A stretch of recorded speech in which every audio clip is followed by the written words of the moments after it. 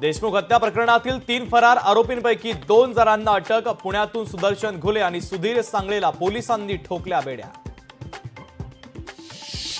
बीड हत्या प्रकरणातील 2 फरार आरोपींना पुण्यातून अटक। पुण्यातून आरोपी सापडले आहेत, म्हणजे त्यांना कोणी आश्रय दिला? संतोष देशमुखांचे बंधू धनंजय देशमुखांनी व्यक्त केला संशय।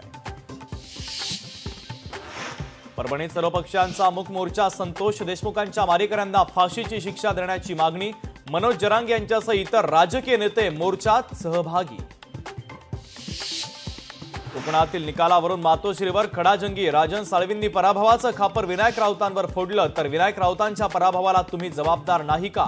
ठाकरेंचा साळवींना उलट प्रश्न।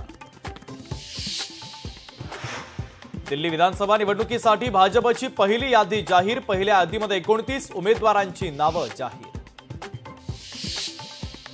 मुंबईत मराठी माणसांवर अन्याय सुरूच, केवळ मराठी असल्यानंच तरुणाला नोकरी नाकारली। मराठी नकोत, कंपनीच्या मालकाची वादग्रस्त भूमिका।